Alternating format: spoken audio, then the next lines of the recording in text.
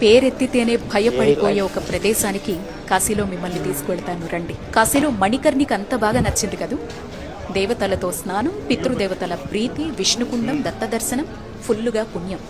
మరి మనకు నచ్చని, అసలు స్వీకరించని శివయ్య అక్కడే ఉండే మరో చోటు చూపించిన మరణం.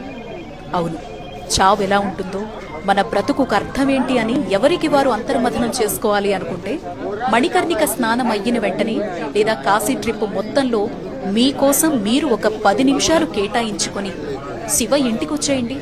అదే అండి కాశీకి అసలైన అర్థమైన మహాశ్మశానానికి.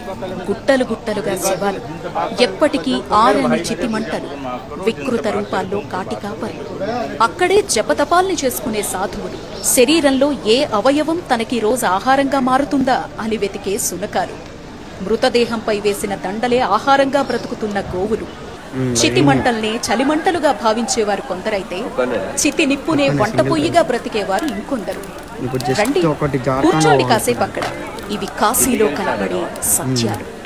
జీవితమంతా నేను నాది అనే రెండింటి మధ్య చిక్కుకుపోయి జీవిత పరమార్థం, ఈ శరీరం లేకపోయినా ఏది శాశ్వతమో తెలిపే అసలైన చోటు ఈ మహాశ్మశానం. రాజు లేదు, పేద లేదు, ధనిక లేదు, ఇక్కడ